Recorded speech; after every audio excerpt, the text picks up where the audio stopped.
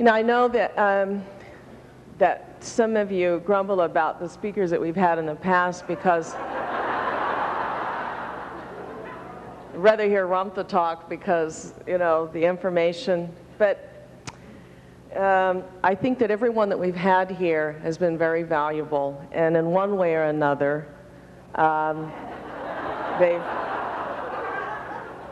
they've helped to reconfirm what we've been taught from a completely outside source, and that's one of the reasons that I invite speakers here.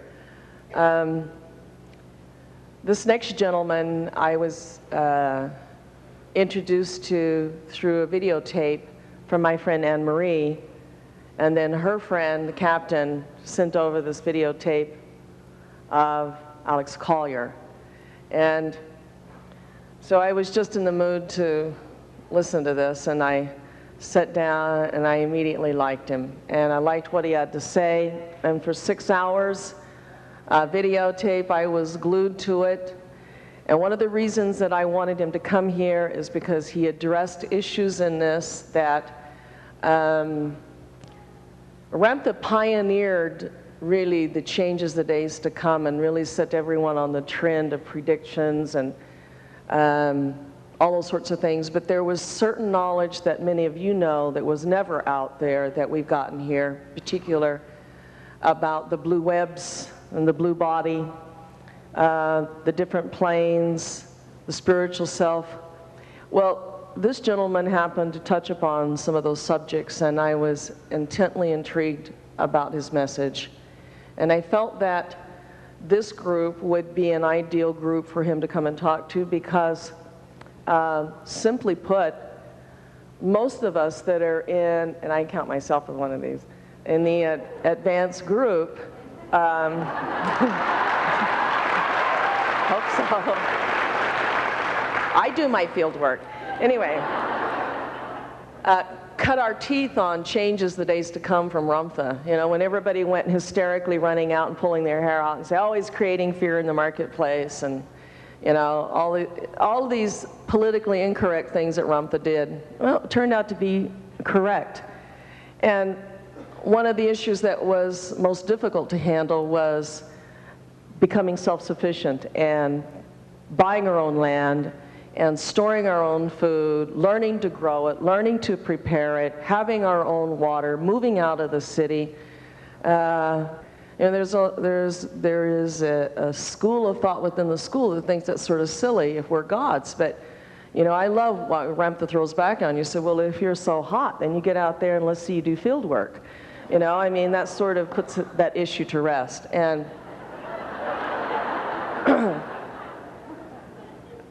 and I'm not so stupid to assume that as much as I know, that I would totally depend upon my knowingness to get my body through, because I'm still on the journey and I'm still developing as well. Well, I know that this group in particular, he has talked about preparation and about the things that are coming and the war and the 12 days of light and all of those things that some of you may be starting to get scared to death now. Mr. Collier has gotten this information from a completely different source. And well, I felt since Ramtha has not addressed for some time now these issues, because his focus has been on preparing us spiritually and training us to be spiritual beings instead of physical beings, so that spiritually we can take care of our own bodies. That's where Ramtha's whole agenda has been on, to make us preservable for what's about to happen. Mr. Collier's information flows right along with what we've been taught and what most of us have sort of come to accept without fear, without understanding. And I pointed out to him, I said, you know, Ramtha is very wise, and he says, when you're prepared, you don't have any fear. It's when you're unprepared that you have the fear. And you don't know where to go and where to hide and what to eat and how to make it, and everything's turned off, you don't know what to do. Well, preparation is the greatest deterrent for being afraid, and we've had a very great and wonderful teacher who has endeavored to coax us along and give us that sense of self-preparation and sustainment. So Mr. Collier's contacts have been with the Andromedans, And I just love it. They're blue. And he didn't know anything about this group. It was wonderful, and maybe he can give you a little background on that, the group, you know. And so when he asked his contacts, they said, yes, we know who Rumph is. We call him the commander. So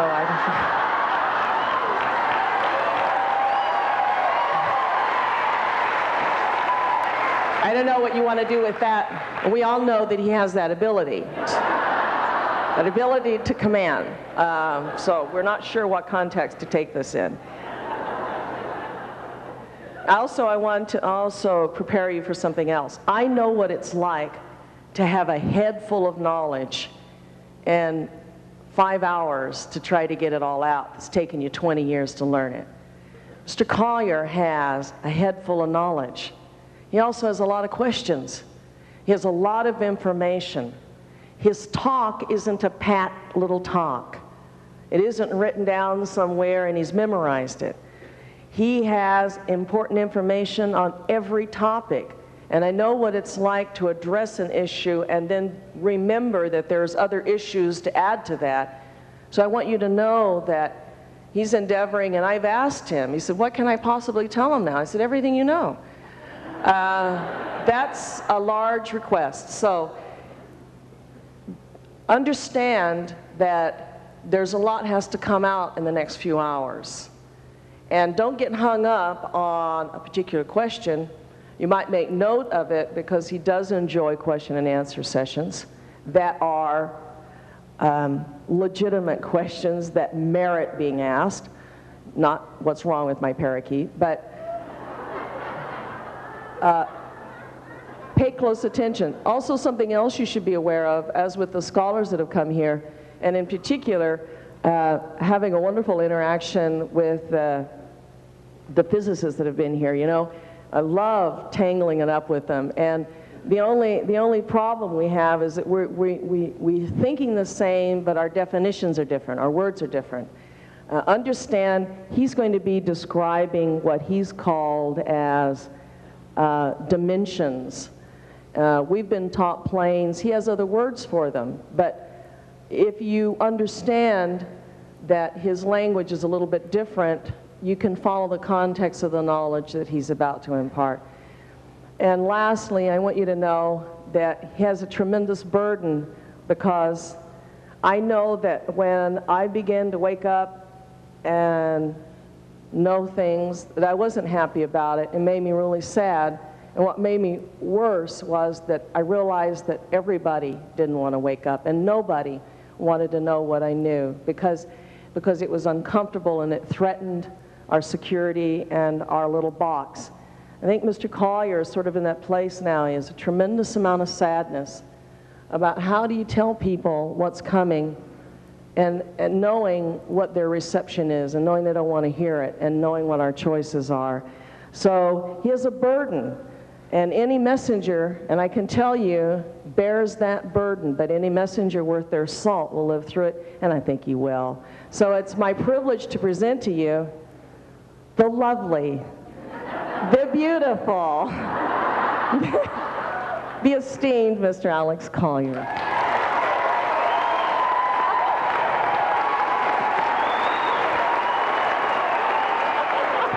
Oh, you've embarrassed me. I know. It's good. Thank you. Thank you.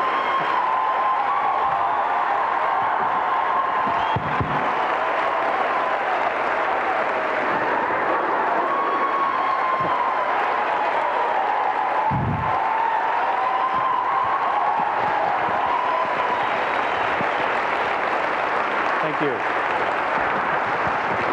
Thank you. Maybe we could just do this for 3 hours.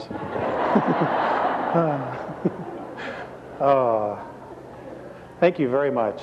This is the largest crowd I've ever spoke to. I'm usually used to about 100 or something. I want to thank Jay-Z and the school and Rumph at some point when I get to meet him. Thank you very much for inviting me. I was really surprised, and I have a friend named Val Valerian, and I got on the phone and I called him and I said, hey, what do you know about this bunch? And he can attest to it. He says, well, I'm one of that bunch. So here I am. Is Val here?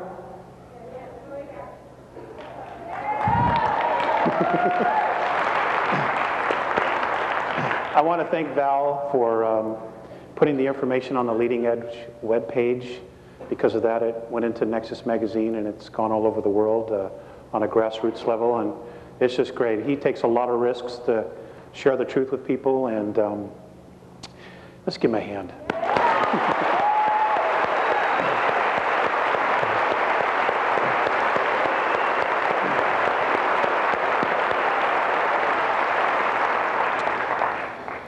Okay, brief overview. I have, for 30 years, been visited and taken on board by beings who live in the constellation of Andromeda. They are light blue. They look like that color of that, but they have no hair. Okay, it's interesting. Given quite a few strands of hair away.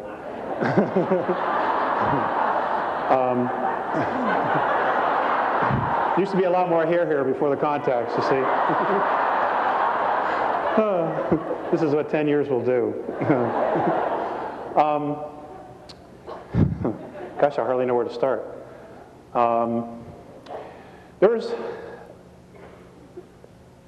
They're awesome. They're a very healed race. And, you know, after thinking about it, I think the reason they're so healed is because they have absolute mutual respect for everyone. And they've said that that's the only way we're going to have a healed race and planet, is if we have mutual respect for each other. And I realize that there's not a lot of that teaching going on anymore in our world.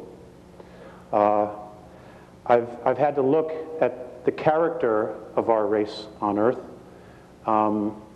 because I'm blessed to be able to compare it to something else. And folks, we got a lot of work to do, and we have a very short time in which to do it. A lot of things are really going to start happening around February, March, April of next year. And, you know, I wish I could just tell you it's all love and light, but that's just not reality. We live in a duality here. And there are definitely some people screwing races that are screwing with us. And I understand from talking with Jay-Z for about 2 hours, 2.5 hours. It went by in 5 minutes. So it's true, there is no time.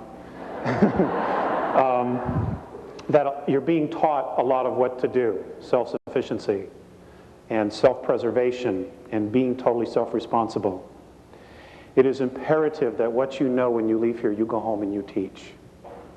Because this truth isn't out there. And this is one of the sadnesses that I have, is because I have been shown some probable futures. And a lot of people don't make it. 2/3 of the planet don't make it in those probable scenarios. And I truly don't want that to happen. You know, there are a lot of really good, generous people, but they don't know the truth. They have no way of attaining the truth because of where they are on a consciousness level. And you're all teachers. You're all leaders. You were leaders before you came in here. You were teachers before you came in here. But when you go out of here, from what I understand from Val and Judy and Judy Pope and talking to Jay-Z and Greg, that you're going to walk out of here professors, PhDs. So don't be afraid. The word warrior originally meant not being afraid of who you are. Okay, it didn't mean slash them up, cut them up, you know, murder, betray. It didn't mean any of that crap. Okay, it meant not being afraid to be who you are. And you are all true human beings. We are all royalty. And I will get into that. I once asked, I'll jump back. The two beings that come to see me and that I have gone with are two Andromedans, a very tall one who's 7.5 feet tall, almost 8 feet. He's 450 pounds, and I mean, he's just like that. I was very self-conscious. You know, it's a male thing.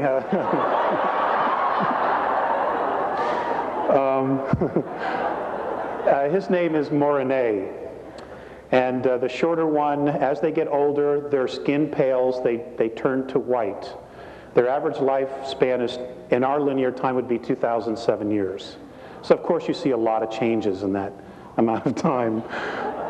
You know, I mean, hanging out here for 60 years is just a weekend, you know. And the other one, his name is Phaseus. And Phaseus, in our linear time, is 4,300 years old. He is considered a sage in his world. And he will be crossing over, in other words, he will be moving out of their physicality soon. And in Andromeda, when somebody makes the crossover, moves out of their physicality, it's a celebration. You know, we're here, unless you're Irish, it's a somber occasion.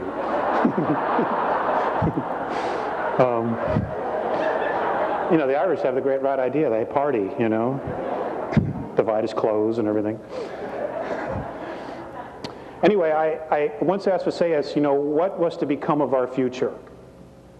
You know, what was going to happen to us? And I want to read you this definition of what he said. Now, some of you may have already seen it in the magazine or visited Val's website or, you know, seen the bootleg videos that are all over the place. But this is what they said.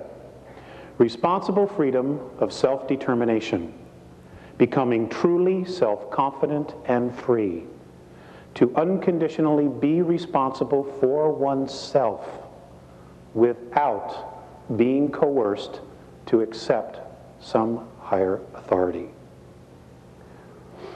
Now, I understand this is exactly what you're being taught.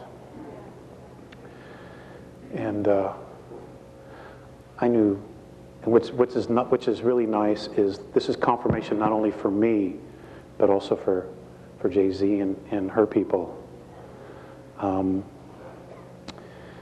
Because I didn't know anything about Jay-Z until about 3 weeks ago. In fact, I've given channelers a bad rap.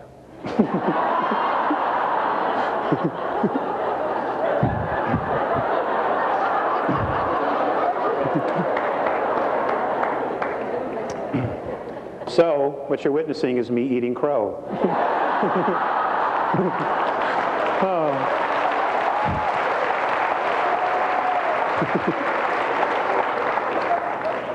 And I don't like to eat crow. That's a male thing too, I think.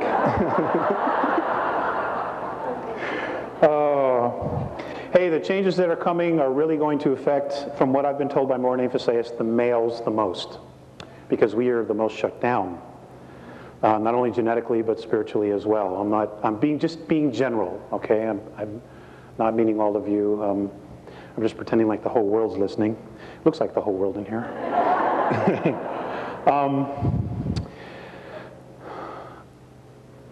One of the most profound things that I had to experience was that I was living in Lake Arrowhead, California at the time. This is 1987. Contacts had resumed for 2 years. And everything I was having a Murphy year. Okay, I don't know. You know Murphy? Shit happens. I was having a Murphy year. And I was just like, sure, I'll check out of here. You know, the first cab that comes by. Anyway, Phaseus had come to see me, and we had some discussions. There was more teaching, and anyway, it was time to come back, and I didn't want to come back. And I would have embarrassed all of you the way I carried on. But I just didn't want to. I was just like, you know, nothing's working here. Let's try something different. And, you know, here I am in another reality already. So they were bringing me back. I was literally forced to come back. And as I'm on the ground and they're leaving, lifting off, Phaseus, I hear Phaseus in my head, because he's telepathic. He's strictly telepathic. He said, Alex, turn around. So I turned around, you know, and I'm just crying. And I'm like, oh, God, you're abandoning me. And, And he just looked at me and he said, Alex, The love that you withhold is the pain that you carry, lifetime after lifetime. And folks, there's not a day that goes by I don't remind myself of that or I don't think about that. And it's helped me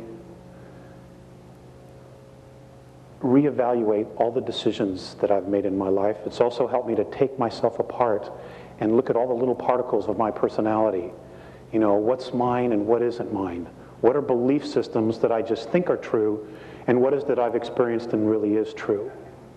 And that took a long, long time, and I'm still not done. You know, you're constantly redoing yourself and making yourself over and reevaluating your belief systems. And, you know, our reality here is nothing but belief systems for the most part. And I just, you know, I want to pass that on to you because I've made a lot of decisions, and I'm sure a lot of you have, where your decisions were not based on love, and you literally withheld love for some reason, whatever your reason is. And it's time we grow out of that. We have no choice, okay? Shit's about to hit the fan. And it's really all about love and fear. And fear is withholding love. And I'm going to share with you, I'm going to read you some things in their own words because they put it far better than I do. Morine has learned to speak English. And there will be a time, probably sometime between now and just after 2003, if everything goes well, where he will literally be walking here with us. And he wanted to learn English. And his English is not so good, but you can't blame him for that. You got to blame me for that. Okay. I did the best I could. What can I tell you?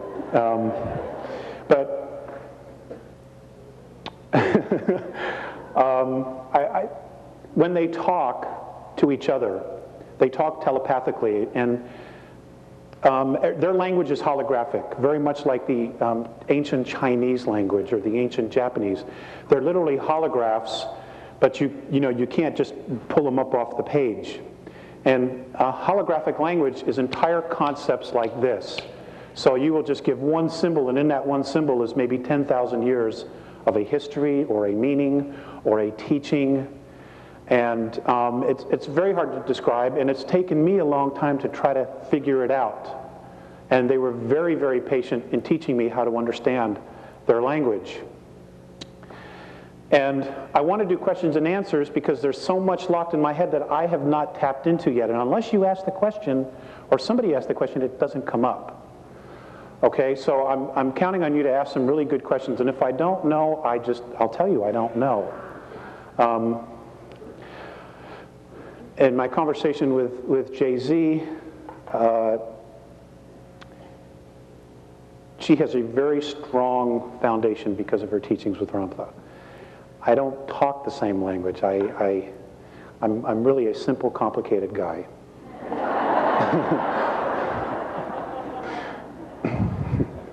That's mine.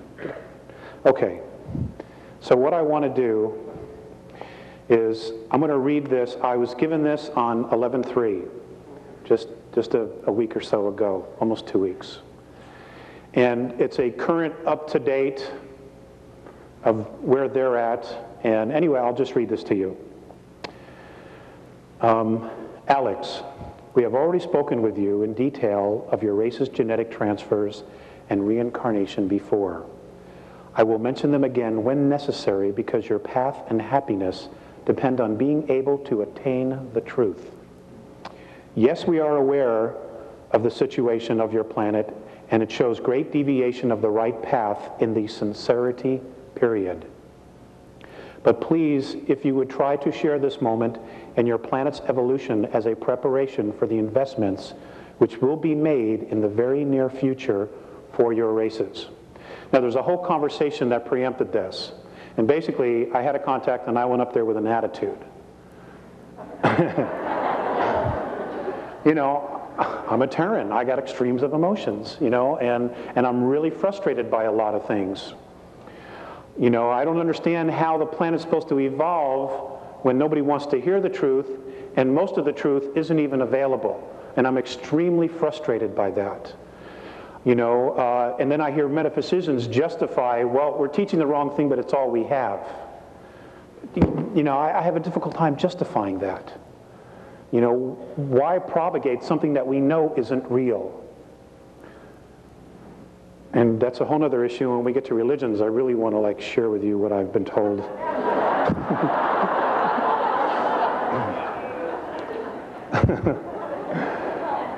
Oh, okay, this continues. Since the removal of conditions by density technology, your evolution is going to a faster pace. I think you say than before. We have had to raise the frequency of your planet to move change and enlightenment along. Such a broad word you use, this word enlightenment. It was necessary. This also means great tests of tolerance in situations will be needed by your races. The most important of these tolerances will be caused by delusionary discriminations between your peoples. And folks, this is happening all over the planet, and it's such crap. At the present moment, your races are carrying in your DNA genetics the influences of 1,000 centuries. As you count rotations, that's, 1 year. Both the positive and negative aspects. Please understand we are trying to prepare your races for advanced maturity. At present, many transfers occur in your planet from many different cultures and planes. Each member of the races on and in your planet will naturally exhibit their own mentality. They do and will contradict your habitual cultures. They're very specific about the words they use. In fact, I don't even know how they got some of this, because I didn't even know some of these phrases. It's like pull it right out of my head, and I don't even know it's there. Please do not forget that we have told you about mental conflicts, that they cause each to go through tests of maturity. We determine your mentalities through the impulse signals we receive from your race's chains of thoughts. Now the selection of man or woman and the situations they transcend are much more difficult, because their preparation of the future is in accordance with their level of consciousness. Alex, you cannot help all your races.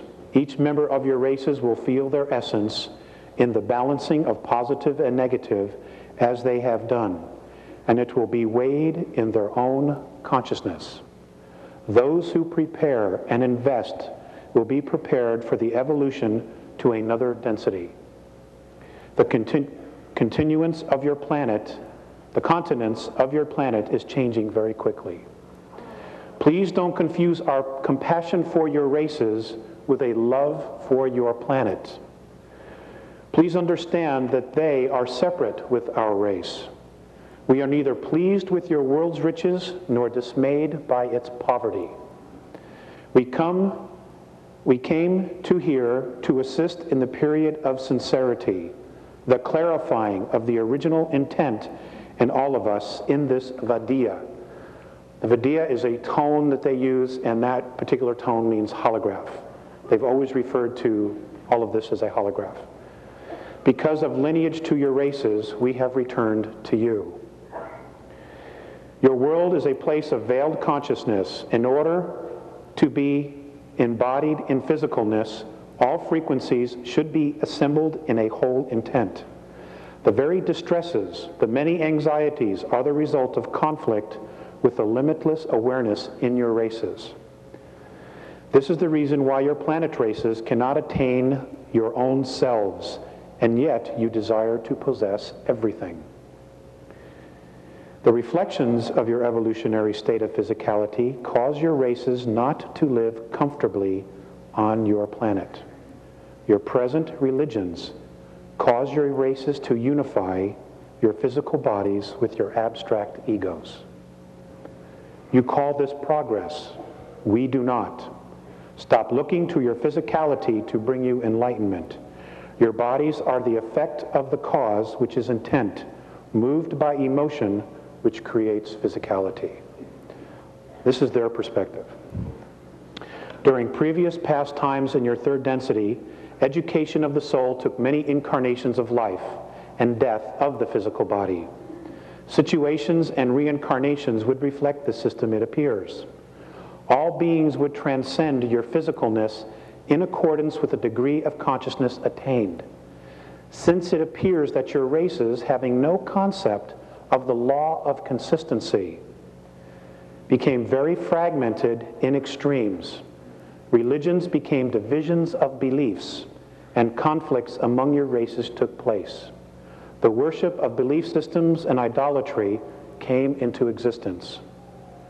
Reincarnations have become history, and by this means your races, Alex, and others than yours, have a probability of directly attaining your full essences. The reason for telling you this in all clarity is to free you of the conflicts and contradictions, so your races can attain the truth as soon as possible. So don't ask us about yourself. Ask about yourself to your own self. If your races cannot attain the truth and cannot be unified with your original intent, we will not be able to be in touch with your planet races.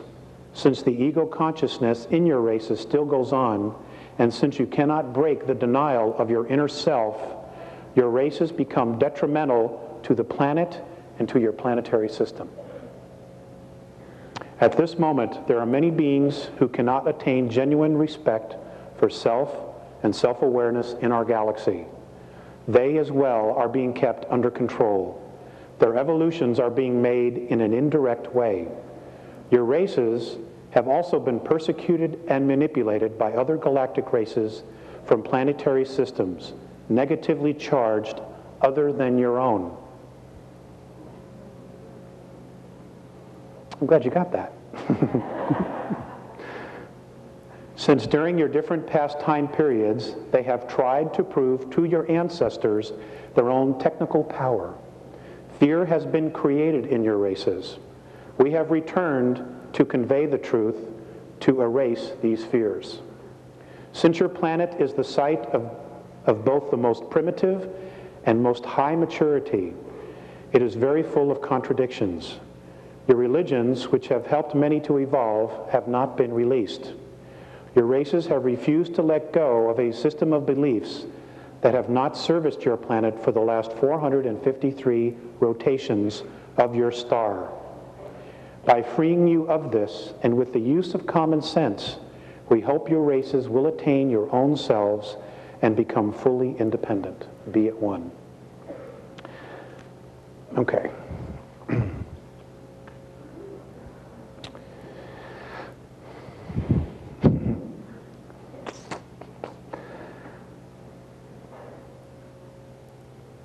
In their perspective, and you know, that's what it is. It's obvious that there's just not one truth, there's many truths. The one truth is that we all exist, that we know, okay? That we all have an essence that is undefinable, that is truly eternal. They say that third density, somewhere around the beginning of December, the year, what we know, linear year of 2013, will implode. It will implode.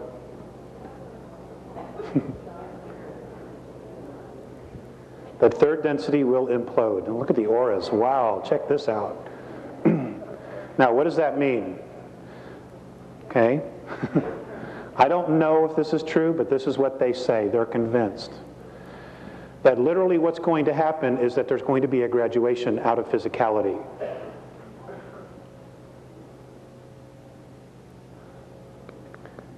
It means a lot of us are going home, and it means that a lot of others are starting all over, if this is what's going to happen. Okay? A lot of this has to do with our genetics. According to the Andromedans, our physicality is the sum total of 22 different races that have come down here, spent the weekend, messed with us, and then took off and went home.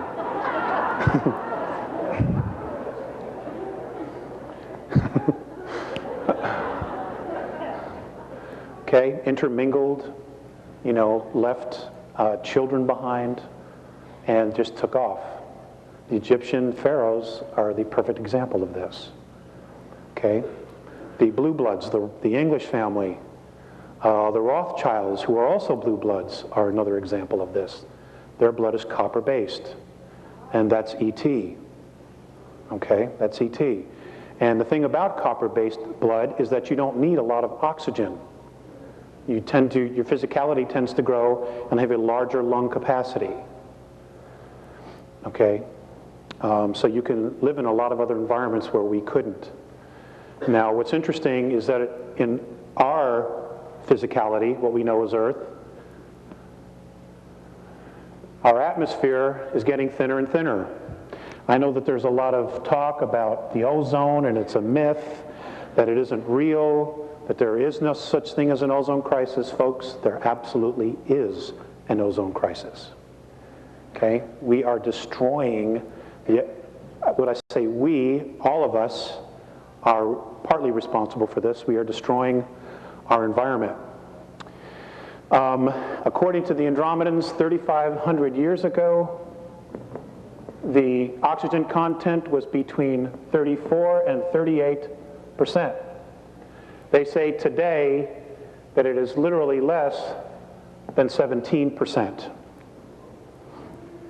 Now, those of you who have studied biology, what happens to the physical body when the gas, which is oxygen, goes below 15%? I'm sorry? Somebody said you die? Yeah, that's right. Okay. Now, why is this happening? Because a group of beings who are Terrans, who are Earth beings, have been made a promise by a group of extraterrestrials that have Orion belief systems that if they will get rid of some of the races on the planet, that the extraterrestrials will use their technology and restore the Earth to its original state. Okay? Some of that genocide was to be done by viruses. And as most of you know, the AIDS virus was created. And there are others that are coming, anthrax and the bubonic plague. All of these things are coming back new and improved, I'm afraid to say, because there's some really, truly crazy people that are in positions of power on our planet. Many of them go back and forth from our planet to the moon. Now, you don't have to buy any of this, and that's okay, But I can tell you this, in the next 10 years, you will absolutely know for a fact. Richard Hoagland will be vindicated.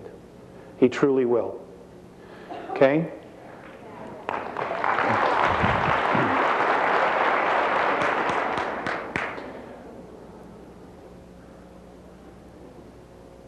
There are ruins on almost all of the planets in our solar system.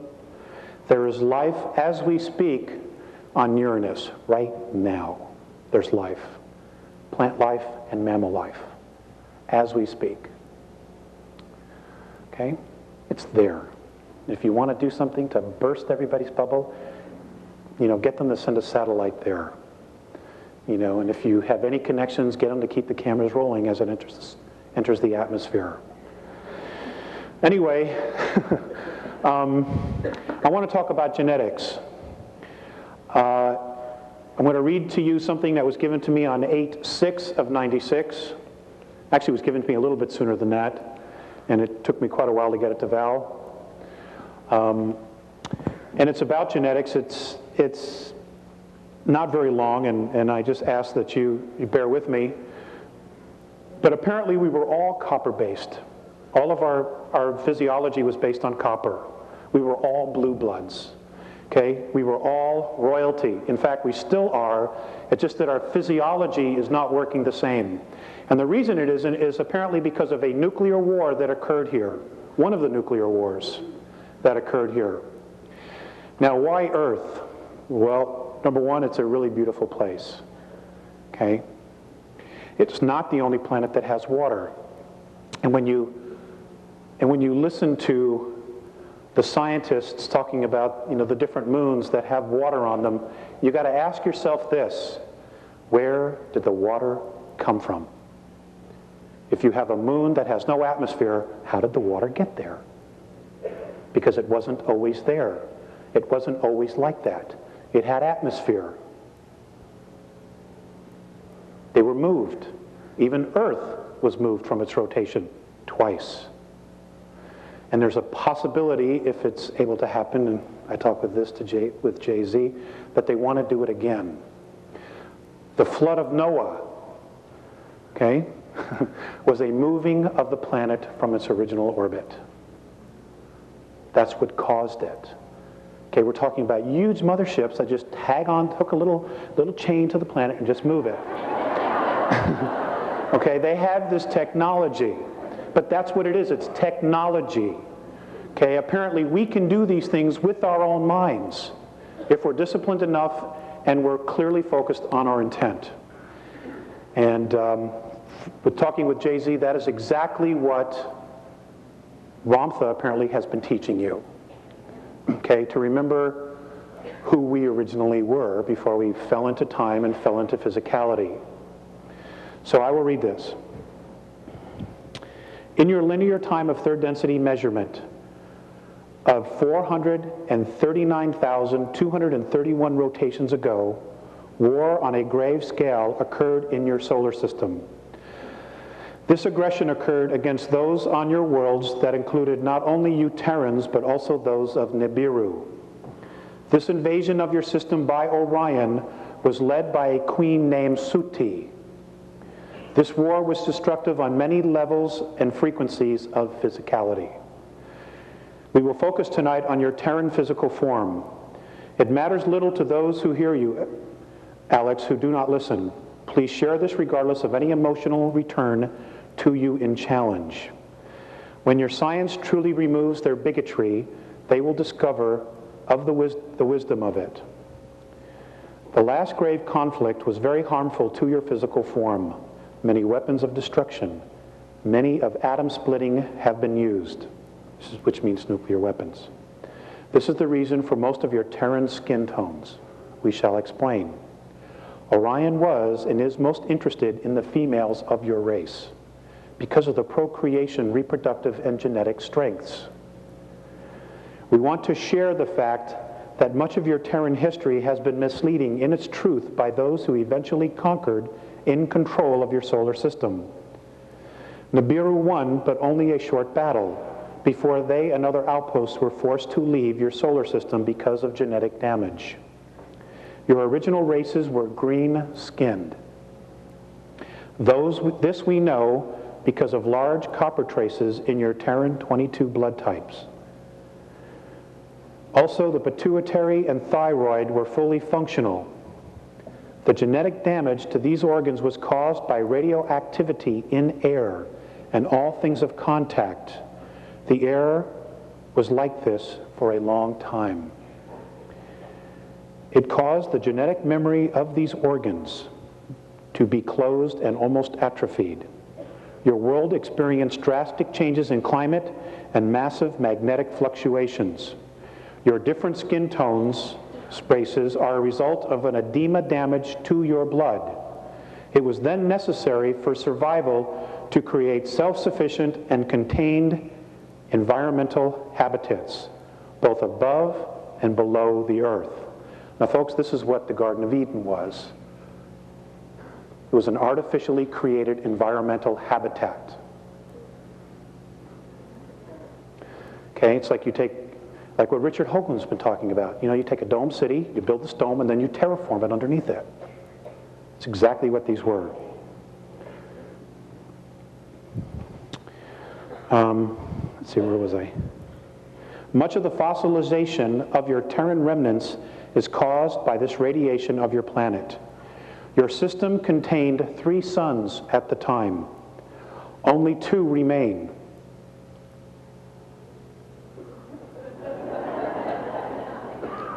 I'll read that again. Your system contained 3 suns at the time. Only 2 remain. Write it down, it's a question. Your physicality, your physicality in its original form contained a great balance of zinc, copper, magnesium, and iron. Your true blood color was green, like your chlorophyll. Some, we have discovered, even had a gold tint in it. As such, your physicality could survive in a high carbon dioxide atmosphere. Because of this,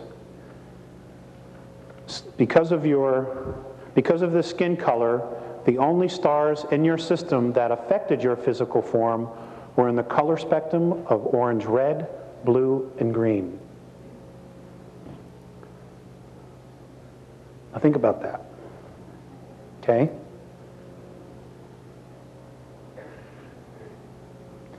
If you picture in your mind everything's a holograph, okay, which is a group of frequencies. Because of this skin color green, the only stars in your system that affected your physical form were in the color spectrum of orange, red, blue, and green. Many of your Terran races were stranded on the surface. The genetic changes were the result of radiation damage. Your race went from green to red to yellow to black to white. Let's run this again.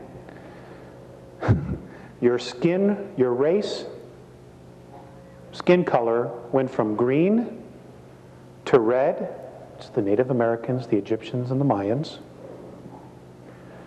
to yellow, which are Eurasians, to black, which are African and Afro-Americans, to white. Your white races were then considered to be genetically the weakest.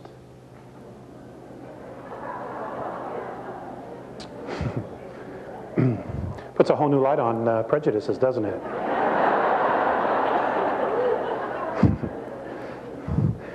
I know the Nazis aren't happy about this.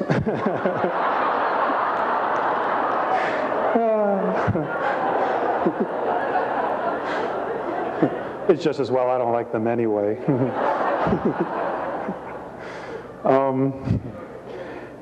As such, the survivors and descendants of the war were genetically altered and became white through edema. And they were persecuted and forced to live underground, only to surface 5,508 rotations ago to the surface of your world. Now somebody had read this and they sent me an email and they had said that, I don't know, somewhere that there's a legend that the white race appeared out of the mountains of Tibet some time ago. And I don't know if that's true or not, but I'll ask the Living Encyclopedia Val if he knows. Let's see. The copper bloodline is now a small race on your planet, but it is strongest genetically. Your native Red Nation race is very strong and easiest to discover and understand. And folks, this might explain why there are so many abductions of the Native Americans on the reservations, and why even today they're still being persecuted. You know, because if you're a coward, you suppress the strongest. And of course, you know, many of us don't do much about it. You know, I don't want to get involved. You know, that's their problem, it's their issue.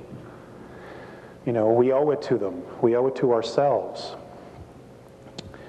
Let's see. The red is the closest to your original form among you. Your physicality had a natural defense to positive and negative frequencies due to the copper mineral in your blood. This lack of copper in your blood now has caused a partial loss of brain capacity and nervous system. Remember, your DNA contains cellular memory. It is possible to unlock this memory with the use of minerals such as copper. Your blood systems adapted to iron because of copper depletion due to radiation. We will share more with you, but we must return now. Be at one. They always end it with be at one. Okay.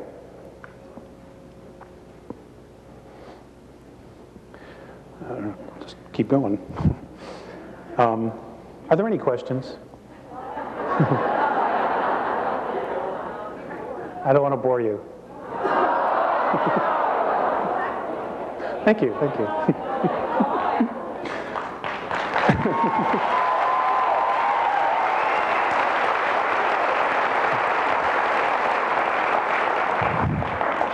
You guys are so great. I'd take you all home, but I can't feed you.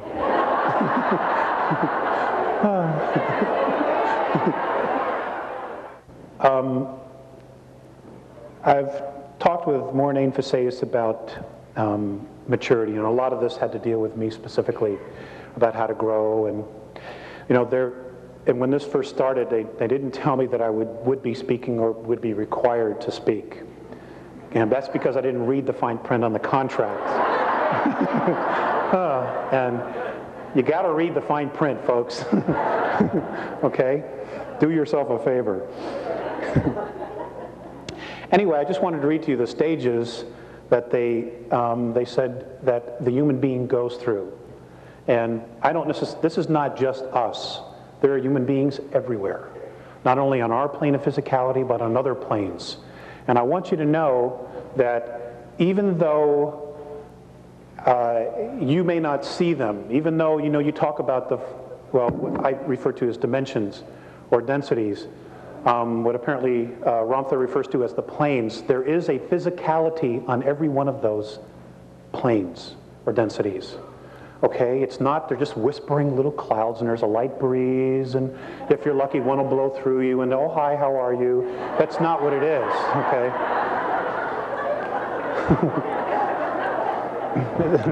It's a lot more complicated than that.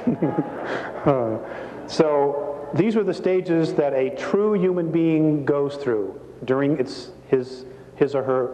evolution. The first is the wandering, where we come from, why, our purpose, and gathering our tools. The second is an initiation, preparing our own path, each one different, purifying, and hopefully centering. The next is honoring, understanding the source of our creation. That's a biggie. Recognizing the sacred in oneself. And I guess that's exactly what you're being taught here at the school, is how to recognize your sacredness. Stating intention, realizing and acknowledging one's true purpose to create self. Surrender, big issue with me. Well, we have this concept of surrender as you just let like anything happen to you, and it's not really true. Letting go of control to allow vulnerability. To learn what is already known. I forgot. Embrace our own darkness. Walking into the unknown parts of self. Being and becoming the void.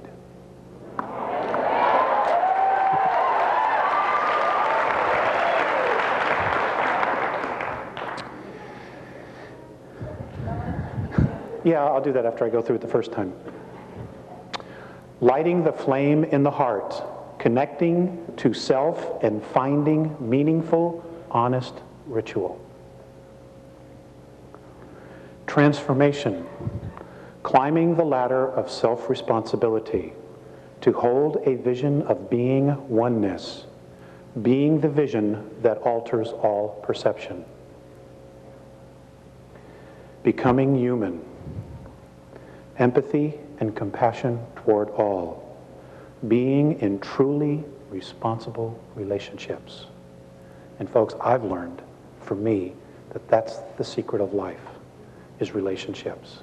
Because they all mirror back a part of us, part of me, all the relationships I have. Walking the path. Integrating all of life's experiences, being a teacher by being. Service, discarding the illusion of separateness, total approach to life in humility and joy. And the last, the worship of the isness is the creation of self. The isness is their concept of creator, creation, what we refer to as God. I don't like to use the connotation God much anymore because, our perception of it here, is based on biblical teachings. And those beings, the God in the Old Testament and the God in the New Testament, are extraterrestrials. They're not the big guy. Okay? The big gal. Sorry.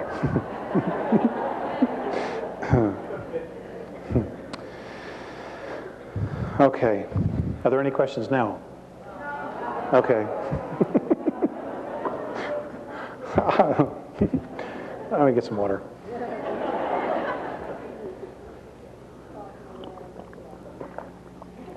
Okay. Fear is a big issue, at least not in this room, but outside this room it is.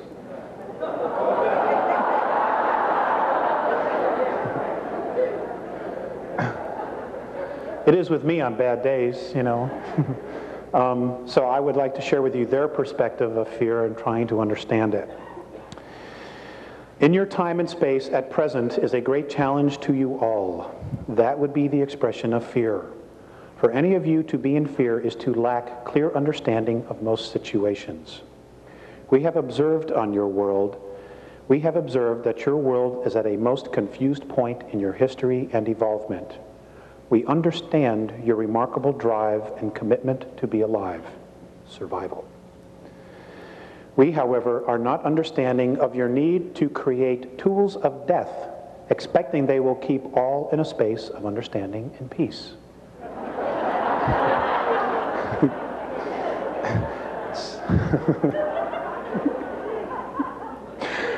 It's pretty obvious, isn't it? We have observed that you build, create, and plan in a space of fear, not in the consciousness of love. So your defensive position of institutions that create and employ are always then in a state of unraveling and disintegration. We share this with you because they drain you and your earth of energy, both the spiritual and materially physical. Fear always has to feed.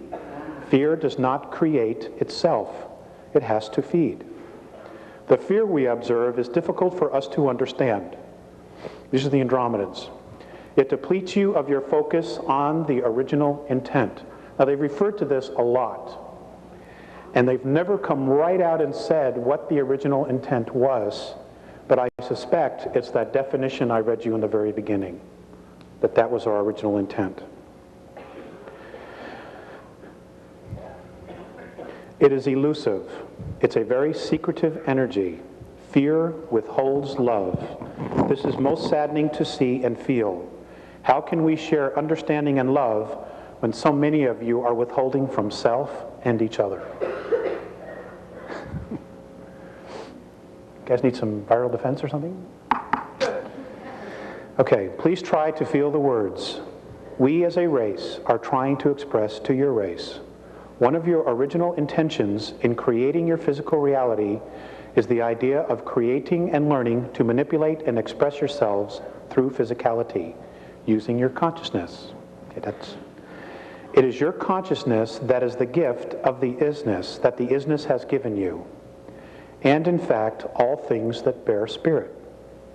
It is the gift that has been clouded, and most importantly, clouded by fear. This creation of fear is completely irrational to whom you all are. Fear, as we ourselves at one time as Lyran ancestors, sought to defend and legitimize withholding of love.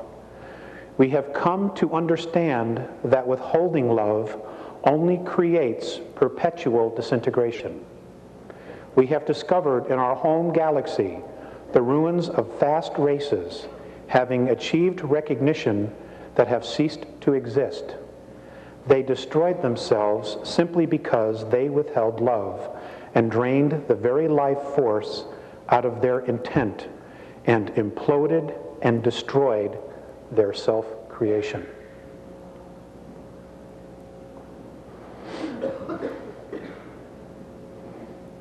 Fear is the opposing projection to original intent.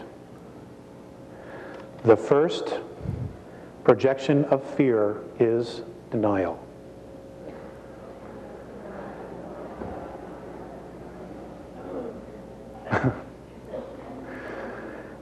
An emotion of incredible restriction. And as a restriction, denial and fear will result in the complete opposite reality as that which it claims to be. Fear is based, in our perspective, on a misunderstanding of one's own worth and security. Why is this so? We have formed a perspective based on your history. Your many religions have helped and hurt this process. Some of your world beliefs have many convinced they are sinful creatures of nature.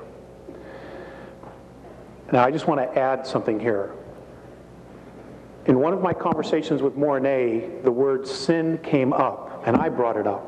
I was born and raised a Catholic, so I was fully indoctrinated. And he told me that the word sin is a word that is pre-Sumerian, and the word sin originally meant genetic defect.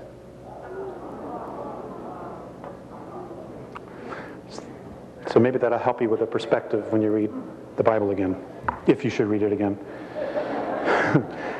Some of your world beliefs have many convinced they are sinful creatures of nature.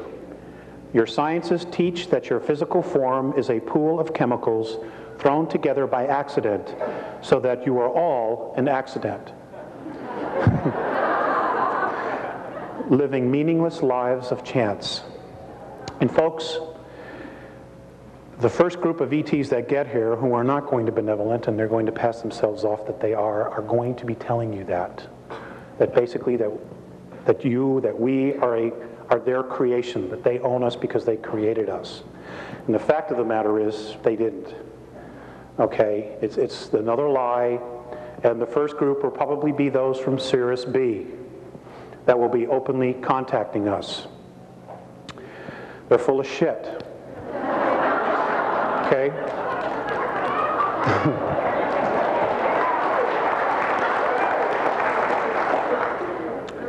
You know, the game continues, and a lot of people are going to fall for it because the earth will be going through changes, and they'll come down and we'll save you, and, you know, this is the way, and so on and so forth. And, you know, basically what they're going to do is they're going to use our free will against ourselves. Because that's what you have. That's all you have is your free will. It's the only true sovereignty you have in this menagerie of a holograph which we call existence. Okay, you are because you want it to be. It's that simple. And if you don't want to be, then you can change that too. But it's your decision. Okay, it continues. I'm sorry. You fear a God whom a book says is a loving, forgiving God, who will eternally throw you into an abyss for making mistakes. It creates serious dysfunction, don't you think? Which way do I go? And you do nothing, you know? It is in our perspective where this fear of unworthiness and insecurity is created from. Many in your world, Alex, have come to understand that fear, the idea of fear, is their enemy. And all of you struggle between understanding and fear and reason and fear. Please, we ask you to share this with your race. This struggle is in no way predetermined. And our perception is that this struggle will lead your world to peace and self-responsibility, or your extinction as a race. This would grieve us. It's time to return you now. And I was given that on 2/9 of 91.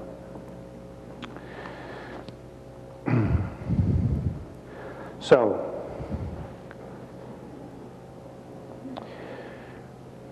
in dealing with the reflections that Morine and Phaseus have given me about our race. It's been difficult to want to come back, especially when I've seen how they treat each other. The very first time I was taken on board an Andromedan mothership, I have actually spent 3 months with them. I lived with them for 3 months in 1986. But but in our linear time, I was only gone 18 minutes. Time travel is a great thing. You know, I was home to make car payments and everything else.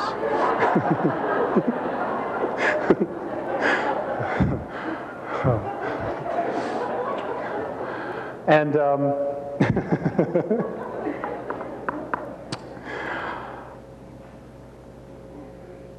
I forgot where I was going with that.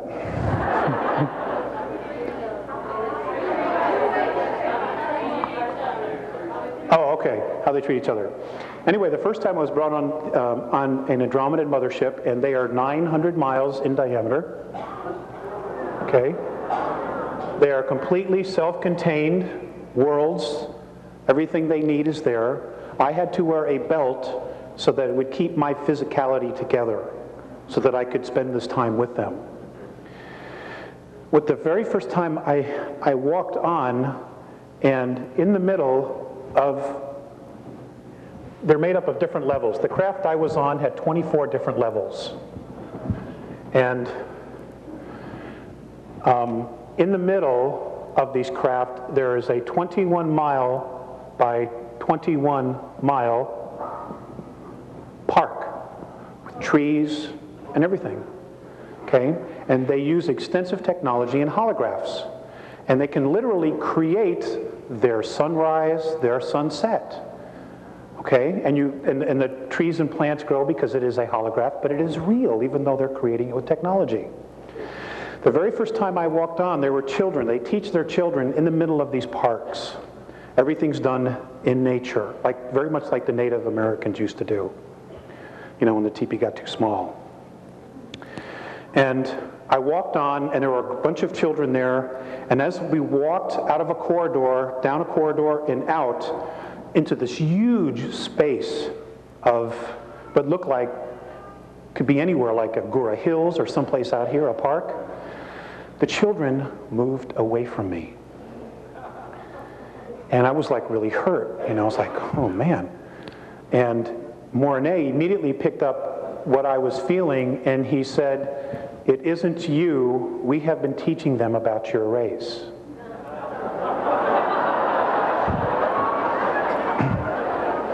It's really not all that funny.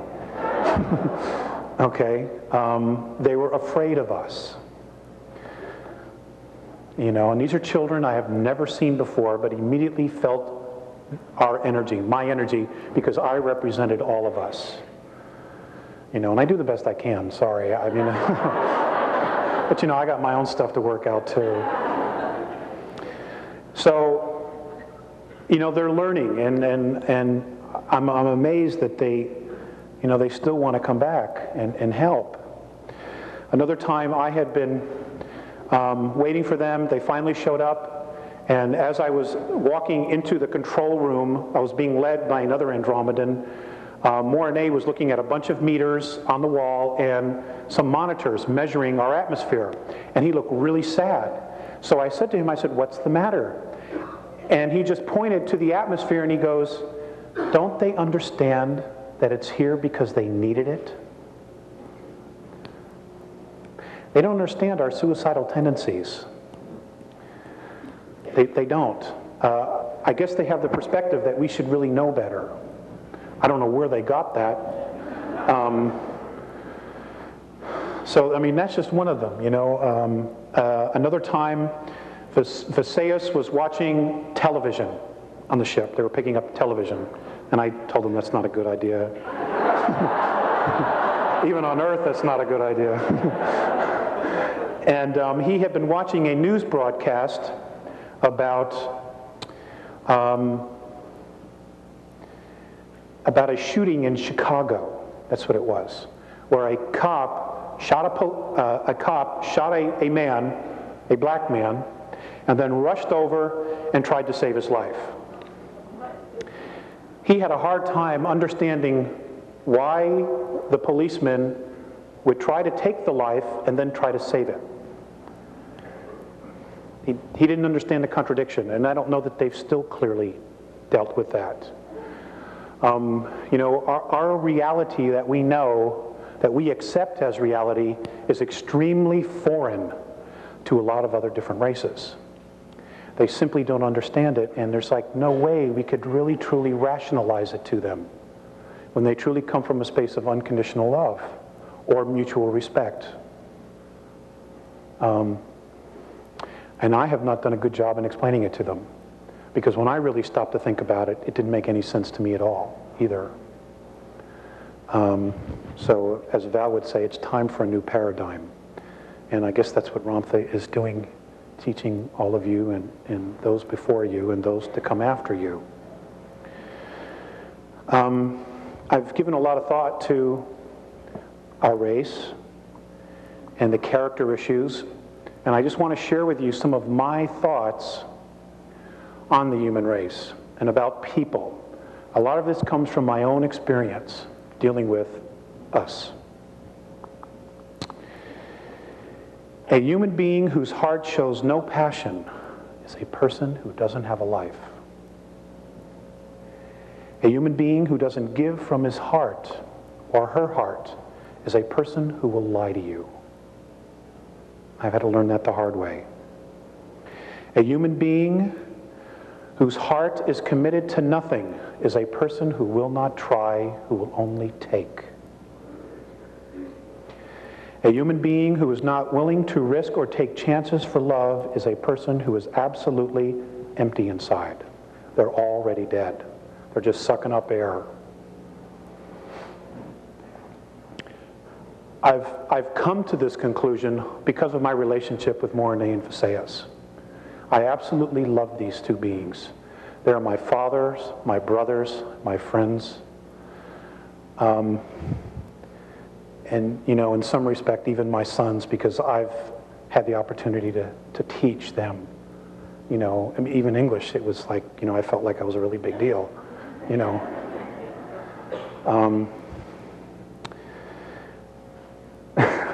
There's so much information out there that is totally bogus. I went to the Star Visions conference. I'll probably get into trouble because this is beyond video, but I'm not going to do it anymore anyway.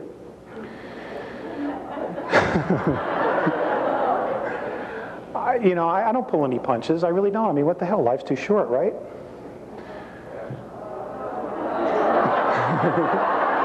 Okay. This incarnation. Okay, we have a difference of opinion. Hey, I've been hanging out with those guys, and, they live thousands of years. I wouldn't mind that. Yeah. But I don't want to live 1,000 years here. Not the way it is.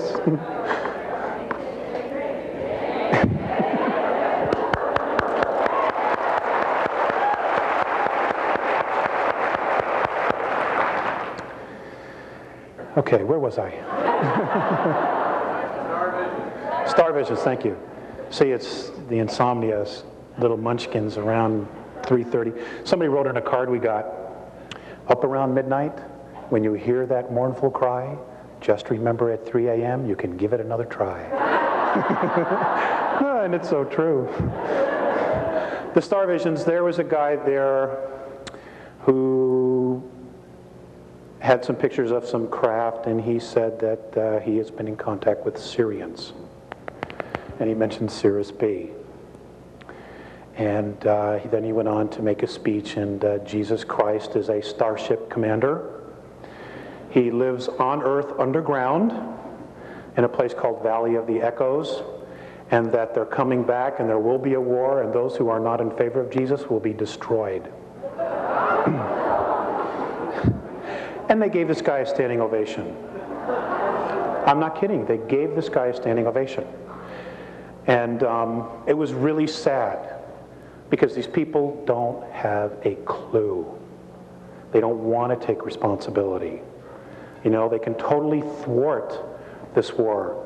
We don't have to do anything really about this as long as we started working and learning to live with each other, granting mutual respect, having natural tolerance for our race. And I know it's not easy because of all the conditioning. But folks, I need your help. I desperately need your help. You know, we don't need to create the book of Revelations, and that's exactly what we're doing. And there are beings out there that have technology that are more than happy to help us play this thing out, because we are a threat to them.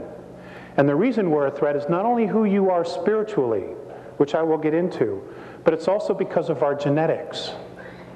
Okay? Our physicality was the Terran physicality, which is what we're known as, was melded between human extraterrestrial and the primate race, as this is what I've been taught. And it is that melding of those two races which gave us our incredible extremes of emotion, which is why we can hold so much creative energy inside of us. This is why they're concerned, and this is why the Andromedans are in awe of our creative energy. Because here they have to use technology to create some of their physicality. We don't. They're amazed that when you leave your house, okay? When you leave your house, everything is still there when you come back. It doesn't disintegrate.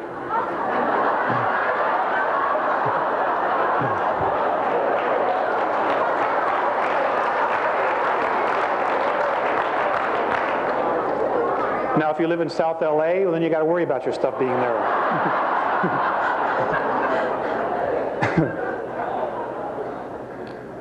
They're amazed at that, of the intent and the energy that it creates to create every one of those little tchotchkes that you have on your shelf. They're amazed. Because they're very simple. They're very, very simple. They don't have all the little stuff that we have.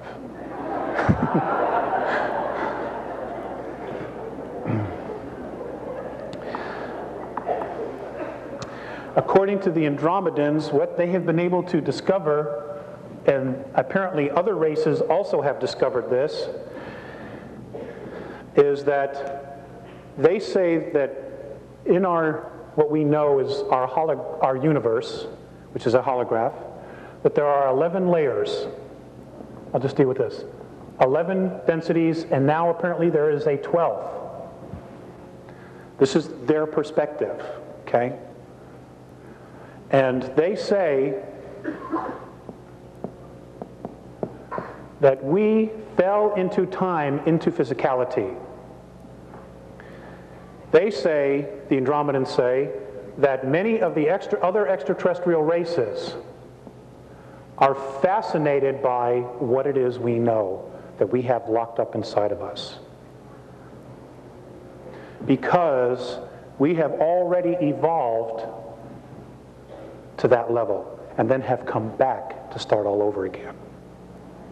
They don't have access to this, what they think we know, what apparently is locked up inside of us. Not only that, but apparently we specifically chose this physicality because of the vibration that we held, because of the primate and human. Because the physicality was able to hold such an extreme of emotions that we chose this physicality. And when you couple that with the idea that this physicality is also made up of 22 races, one of which includes the Andromedan race, they say we're royalty. They say that every single one of you is royalty on this planet. That you are royalty, and that many of the other extraterrestrial races, particularly the benevolent ones, acknowledge this because of the fact that we are spirit and we have these genetics inside of us.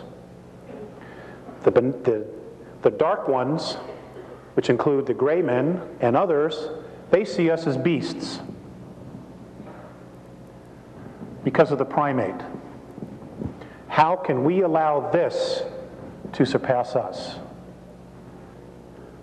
And this is why the constant genetic and mental manipulation. And in talking with Jay-Z, you know, like she was saying earlier, we talk different ways, but we're really, in many respects, saying the same thing. They're concerned that once we move out of our prison of third density, that we will radically change everything.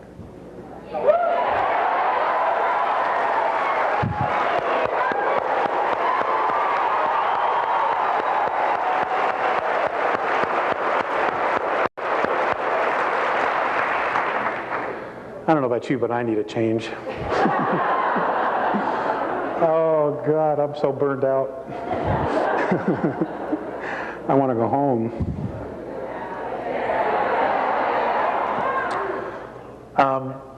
The Andromedans told me that the reason that I am one of 4 contactees, apparently there will be more added in the very near future, and I hope that some of that has to do with my griping.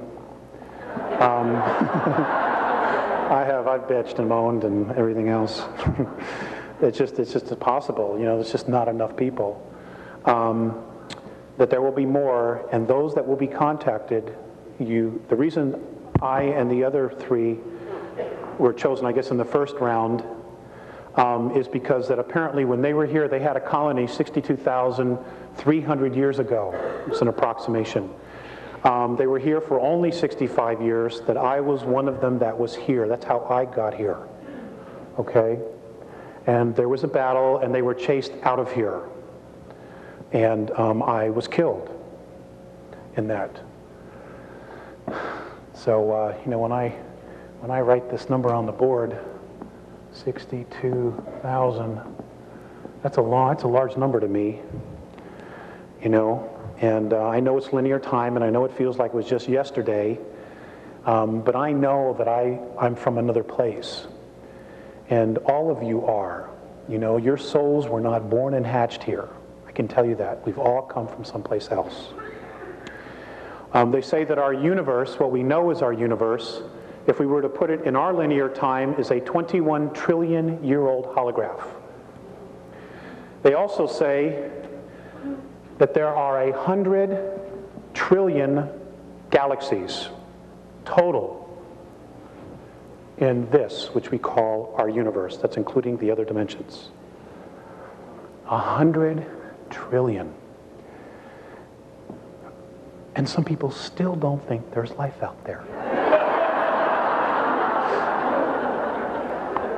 I don't know what to do with folks like that, you know? I have some really good friends that I work with that are, you know, very, very good people. They're very awesome people, head full of integrity, but they are convinced that there's going to be a rapture, and they don't have to do anything but just wait. And God, that pisses me off. I mean, there's so much work to do, and you're just going to sit on your butt and wait? Suppose he changes his mind, I said to one guy. He goes, oh, he couldn't do that. I said, is he God? Well, yeah, well, then he could, you know?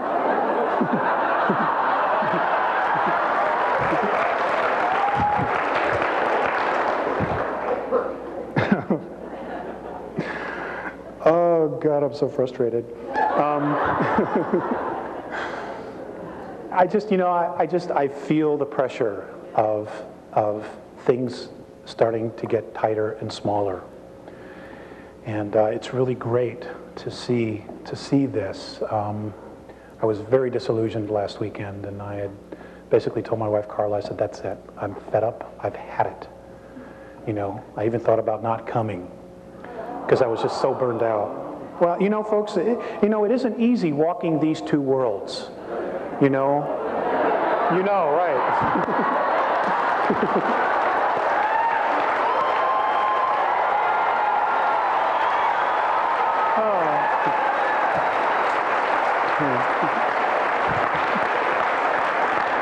I forgot who I was talking to.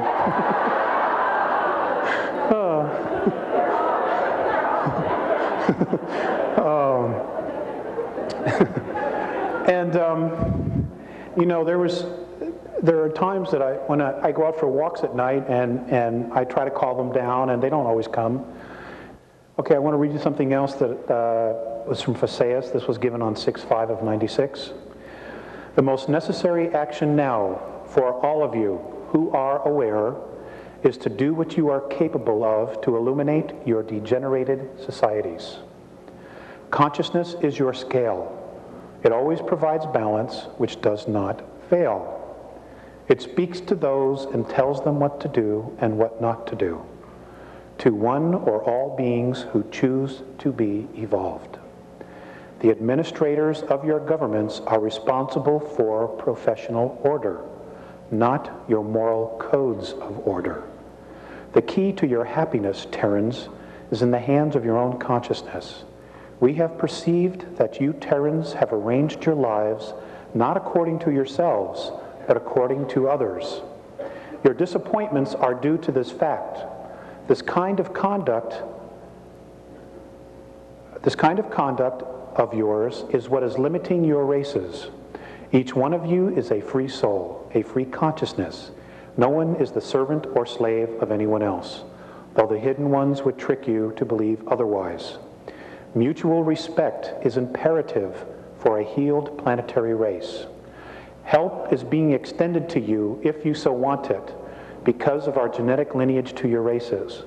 We would like to be with you during your difficult times, and we are right on the edge of that. Today, you are a planet and a race that destroys itself in ignorance. Your goal is to uncover the genuine human beings lost deep within yourselves. Always be at one with yourself. And then he went on at another point and said, we have been in communication with many races in discussions regarding militant decision-making. We all agree that conflict in the end serves one purpose, to create fear. And this, we know, removes the original intent from creation. We are hopeful that sincerity will gain a momentum. Just because they have these really fancy ships and you know, all this other stuff, it doesn't mean that they're great guys to go have a beer with. Okay?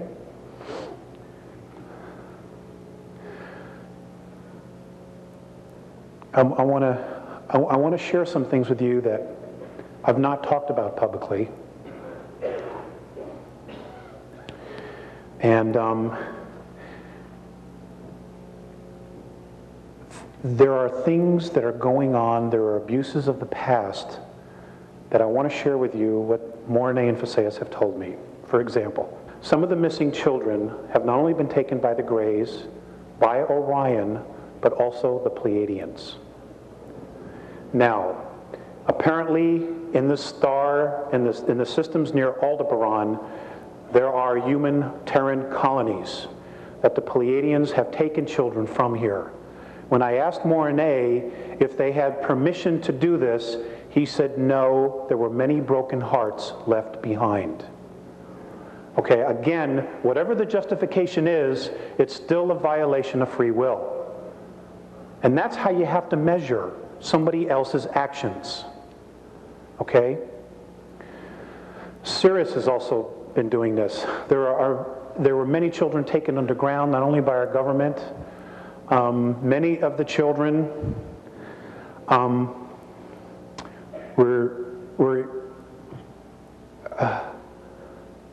were eaten. Okay? And I see a lot of heads shaking up and down. I just want you to know that the Andromedans confirm this as well. And ladies and gentlemen, they are our future.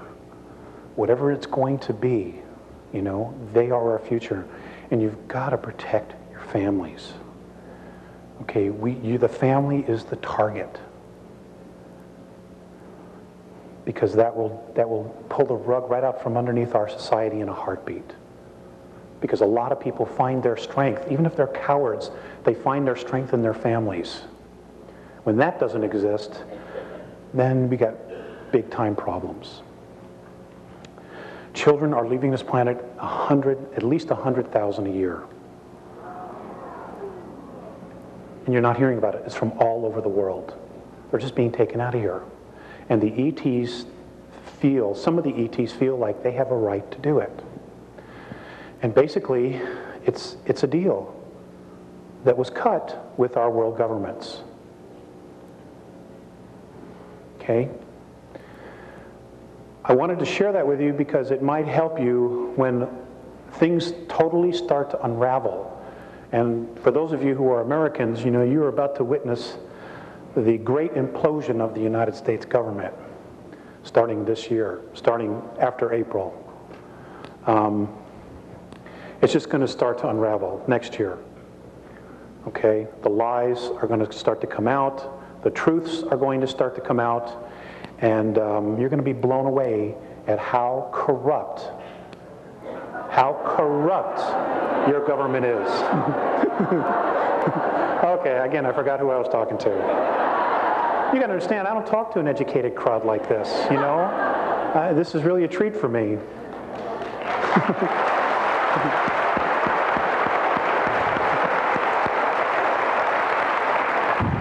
I mean, you guys are just awesome, you know?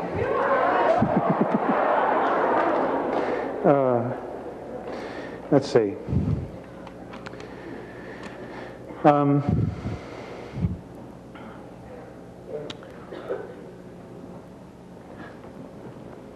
going to show you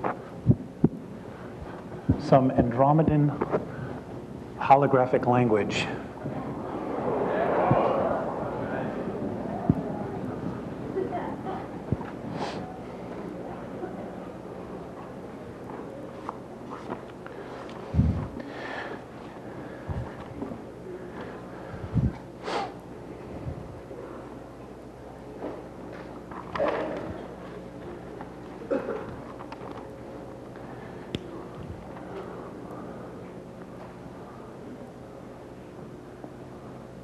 Now, remember, this is only 3D. If you can in your minds, you know, use your holographic technology that you're being taught and pull it off the board and be able to move all the way around it.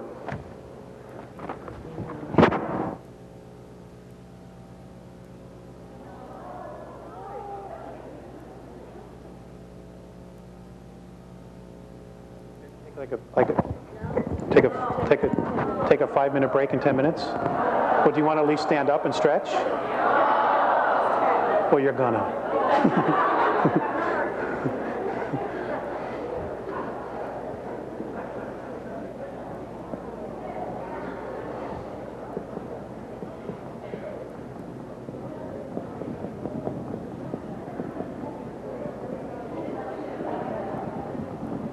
Okay. I'm not an expert on how holographs work, but in this holograph, if you could see it physically, all the way around, contains information. This symbol, when given holographically to another race, totally tells them everything about the Andromedan race. And apparently we are supposed to do that, be able to do that, and apparently we already do, but we don't really understand how it works. Okay.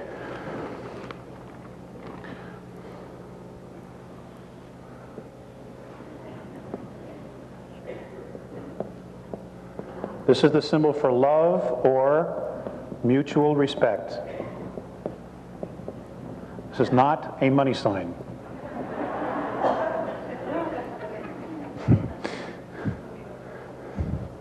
Again, it's holographic. When they say this, if they were to project it inside of you, and you know, our consciousness and both our hemispheres would totally understand it, in this one symbol would be their entire concept and everything they know about mutual respect. See, it's simple, you know? It doesn't take 200 pages to explain love. It's just, there it is.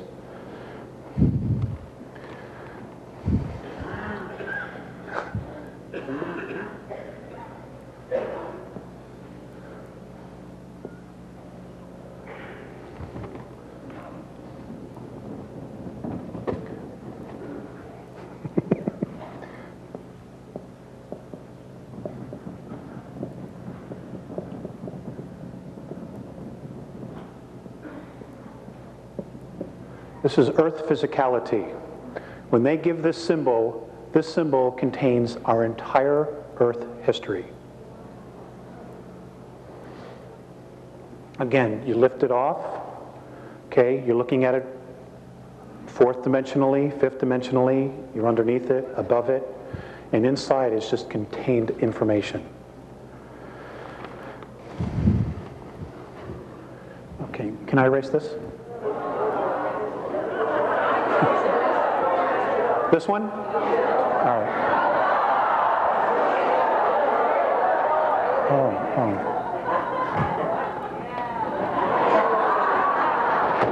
Thank you. This is very cool.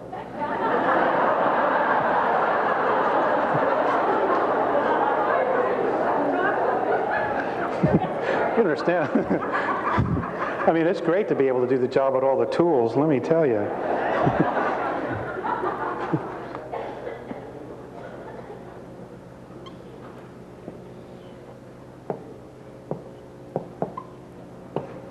That's a symbol for war or confrontation. Oh, God, the water's really good here.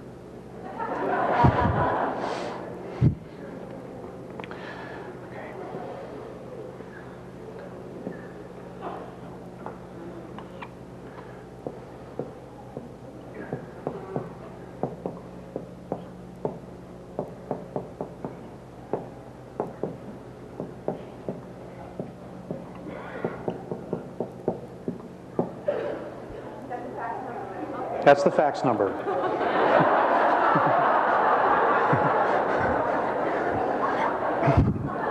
Or the email.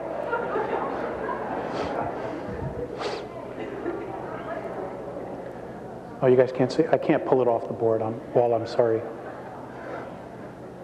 Well, somebody else over here has it. They can share it with you. Okay. Now, this is a much more complicated one.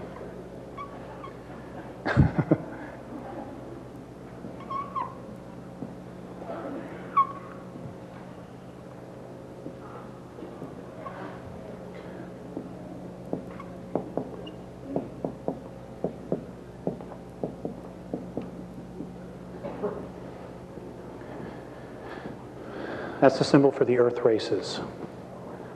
That's all of us. White, black, red, yellow, and green.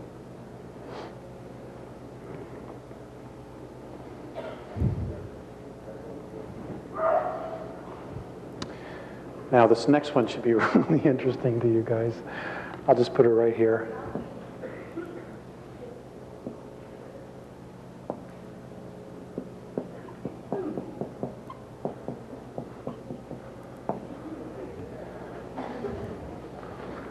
Now, those of you who are into astrology, this is very similar to the circle cross, which goes back to history. And apparently that symbol is supposed to represent peace